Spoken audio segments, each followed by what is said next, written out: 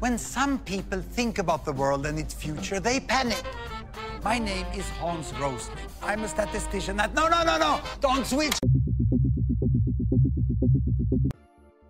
Hello friends, Hans Rosling जो कि एक स्वीडन के डॉक्टर थे, इनकी किताब फैक्टफुलनेस आपके सोचने के नज़रिए को बदल सकती है। इस बुक को बैरक ओबामा और बिल गेट्स ने भी रिकमेंड किया है। आइए स्टार्ट करते हैं। ह्यूमंस में इतनी मेंटल कैपेसिटी नहीं होती कि वो हर इंफॉर्मेशन को एब्जॉर्ब करके प्रोसेस कर सकें। हमारे इवोल्यूशन के दौरान हमारे आसपास बहुत सारी डेंजर्स और अनसर्टेनिटीज थी और हर चीज़ को एनालाइज करना हमारे लिए पॉसिबल नहीं था।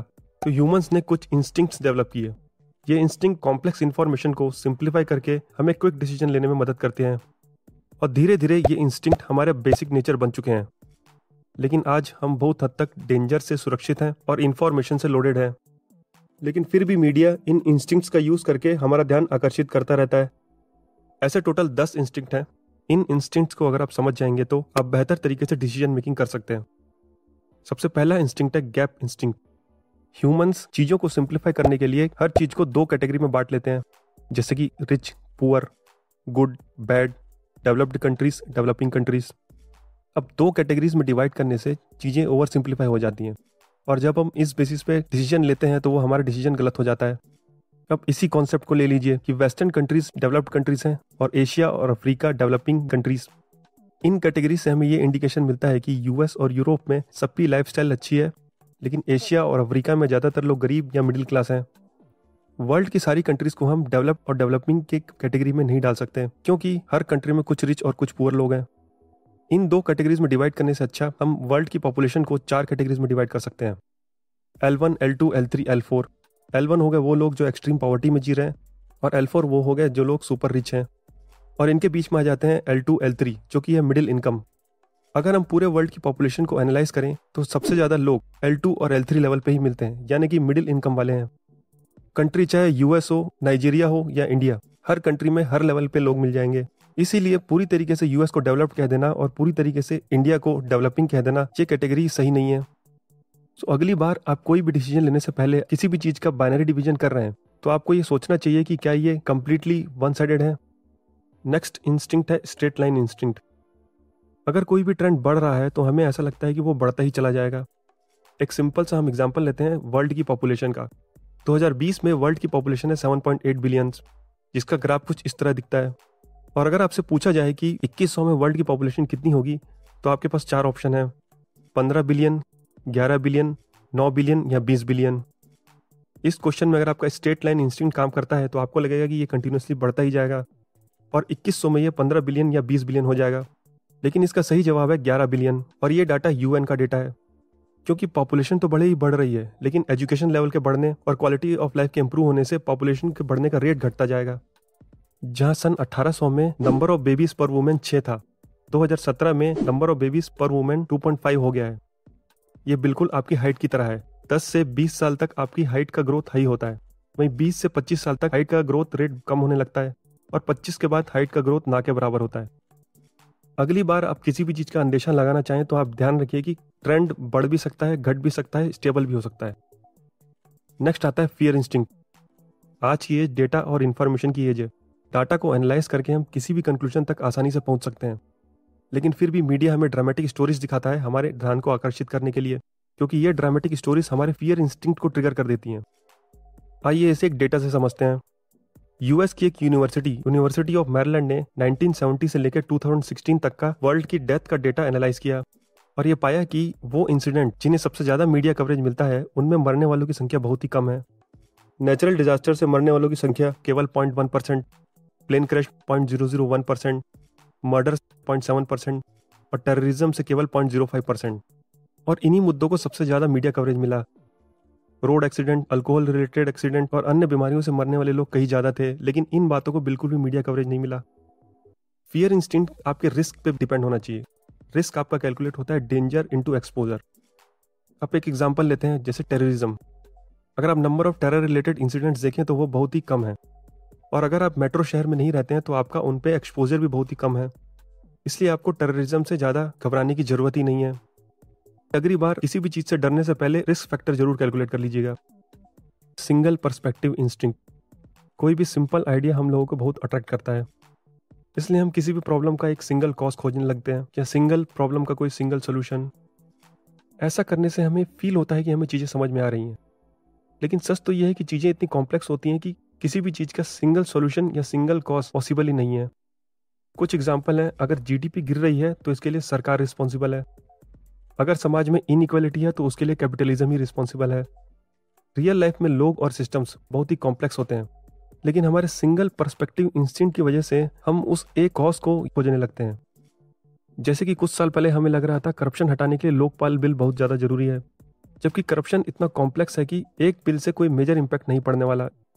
दूसरी हमारी सोच ये है कि अगर हमें सर्विसेज को इम्प्रूव करना है, प्राइवेटाइजेशन ही एक रास्ता है। इसे एक एग्जाम्पल से समझते हैं।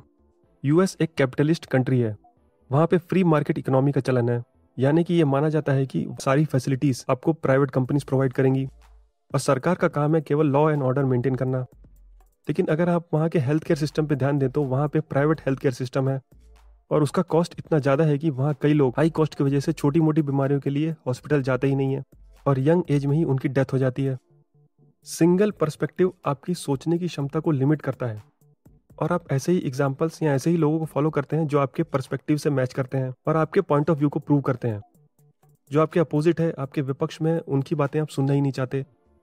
सिंगल पर्सपेक्टिव इंस्टिंक्ट से बचने के लिए आपको सबसे पहले तो उन्हीं मुद्दों पे फोकस करना होगा जिस पे आपका पर्सपेक्टिव है, और उन मुद्दों पे भी आपको अपने से अपोजिट, अपने विपक्ष की पॉइंट ऑफ व्यू को भी पूरी तरीके से समझने की कोशिश करना होगा।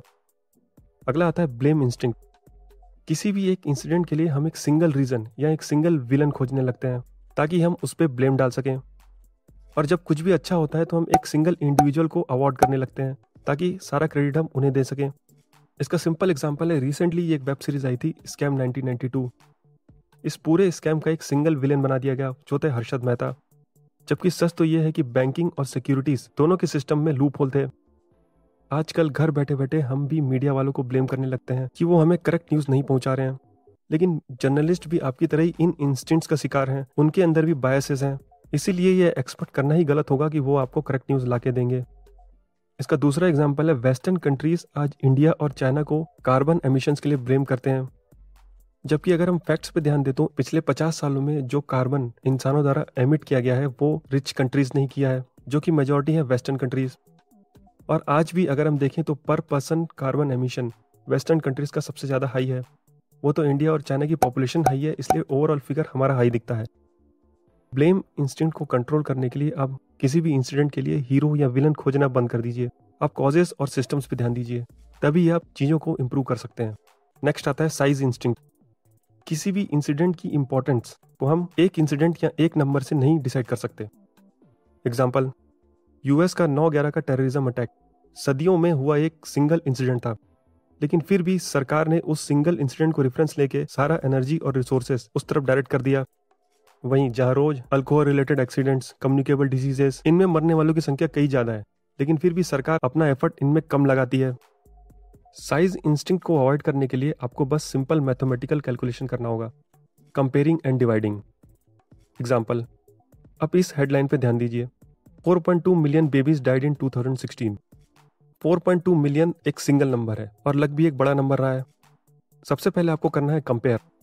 तो इस डेथ रेट को हम कंपेयर करेंगे पिछले सालों से। 2015 में नंबर ऑफ डेथ्स थी 4.4 मिलियन, 2014 में 4.5 मिलियन और 1950 में 14.5 मिलियन। अगर हम इस ट्रेंड को देखें तो 4.2 मिलियन भले ही बड़ा नंबर है, लेकिन ट्रेंड घट रहा है, यानी कि 4.2 बाकी नंबर्स के कंपेयर के हिसाब से बहुत ही कम है, यानी कि चीज़ें इंप्रूव हो रही हैं। और दूसरा है डिवाइडिंग। अगर इस फिगर को हम पॉपुलेशन लेके परसेंटेज निकालें तो 1950s में पैदा होने वाली बेबीज की संख्या थी 97 मिलियन और मरने वाले बेबीज की संख्या थी 14.4 मिलियन, तो ये हो गया इसका केवल 15%। 2016 में पैदा होने वाले बेबीज की संख्या थी 141 मिलियन और मरने वाले बेबीज की संख्या थी 4.2 मिलियन, यानी कि ये परसेंट हुआ केवल 3%। हालांकि हर बेबी की जान कीमती है और आपको इससे सहानुभूति जरूर रखनी चाहिए, लेकिन केवल 4.2 बिलियन से आपको दुनिया की कंडीशंस का अंदाजा नहीं लगाना चाहिए। अगला आता है जनरलाइजेशन इंस्टिंक्ट। इसे हम स्टीरियोटाइपिंग भी कहते हैं, यानी कि अलग अलग प्रकार के लोगों को आप एक ही लेंस या एक ही नज़रिए से उन्हें देखते हैं। जैसे कि नॉर्थ इंडियंस सारे साउथ इंडियंस को एक जैसा मानते हैं, जबकि कर्नाटका, तमिलनाडु और केरला, इन सब जगह के लोगों की लैंग्वेज और कल्चर एकदम डिफरेंट है। इसका दूसरा एग्जाम्पल है वेस्टर्न कंट्रीज के लोग ये जनरलाइज करते हैं कि मिडिल ईस्टर्न कंट्रीज के लोग अपनी रिलीजन की वजह से फैमिली प्लानिंग अडॉप्ट नहीं कर पाते और उनके नंबर ऑफ बेबीज ज्यादा होते हैं। लेकिन सच तो ये है कि irrespective of religion middle eastern countries के लोगों ने भी फैमिली प्लानिंग को अडॉप्ट किया है और फैमिली प्लानिंग का रिलीजन से कोई रिलेशन नहीं है। इसका रिलेशन है इनकम लेवल से। लोअर इनकम लेवल के लोग इरिस्पेक्टिव ऑफ रिलीजन सबसे ज्यादा बेबीज करते हैं, वहीं मिडिल और हाई इनकम लेवल के लोग irrespective of religion come babies पैदा करते हैं। इसीलिए किसी आइडियोलॉजी या ग्रुप या रिलीजन के बेसिस पे जनरलाइज करना सही नहीं होगा। अगला आता है डेस्टिनी इंस्टिंक्ट। डेस्टिनी इंस्टिंक्ट यानी कि ये सोच कि किसी की डेस्टिनी उसके कैरेक्टरिस्टिक्स या प्लेस ऑफ ओरिजिन पर डिपेंड करती है। जैसे वेस्टर्न कंट्रीज में ज़्यादातर लोग ये मानते हैं कि अफ्रीका जैसा कंट्री कभी भी डेवलप नहीं हो सकता, जबकि सच तो ये है कि जिस पोजीशन में आज अफ्रीका है, आज से 50 साल पहले वहाँ पे एशिया था। लेकिन आज एशिया की कंट्रीज इंडिया और China top economies of the world बन चुकी हैं। इसी डेस्टिनी इंस्टिंक्ट की वजह से हम ये मानते हैं कि वेस्टर्न कंट्रीज के लोगों की कंडीशंस अच्छी हैं और उनका फ्यूचर हमसे ज़्यादा अच्छा होगा। जबकि आज की डेट में अगर हम ग्रोथ रेट कंपेयर करें तो वेस्टर्न कंट्रीज का ग्रोथ रेट स्टैग्नेंट है 2% के आसपास, लेकिन एशियन कंट्रीज का ग्रोथ रेट 5% या उससे ज़्यादा हो रहा है। इसमें नेक्स्ट आता है अर्जेंसी इंस्टिंक्ट। हमारे इवोल्यूशन के दौरान जब हम जंगल्स में रहते थे, तब अगर किसी इंसान को लगा कि झाड़ियों के पीछे एक शेर है तो वो अर्जेंटली बिना सोचे ही वहां से भागना शुरू कर देंगे। अगर कोई भागने के बजाय एनालाइज करना शुरू कर दे कि वो सच में शेर है या नहीं, तो इसके ज़्यादा चांसेस हैं कि वो शेर का शिकार बन जाए। अब उस वक्त अर्जेंसी इसलिए थी क्योंकि हमारे पास पूरे इन्फॉर्मेशन अवेलेबल नहीं थी, लेकिन आज हमारे पास इन्फॉर्मेशन का ओवरलोड है और इतने ज़्यादा डेंजर्स भी नहीं है। लेकिन फिर भी media, social media, e commerce, इनमें लोग हमारे अर्जेंसी इंस्टिंक्ट को ट्रिगर करते हैं। आपने देखा होगा ई कॉमर्स वेबसाइट पे sale ends in 5 hours. Author भी इस अर्जेंसी इंस्टिंक्ट का शिकार हो चुके थे। अफ्रीका में जब वो ड्यूटी कर रहे थे तो वहाँ एक कंडीशन से कई लोग मरने लगे। ऑथर को लगा कि ये फूड पॉइजनिंग का केस हो सकता है, लेकिन फिर भी अपनी अर्जेंसी इंस्टिंक्ट की वजह से उन्हें लगा कि ये कोई फैलने वाली बीमारी भी हो सकती है और इस बीमारी को तुरंत रोका जाना चाहिए। तो वहाँ की सरकार से बात करके उन्होंने शहर में लॉकडाउन लगवा दिया।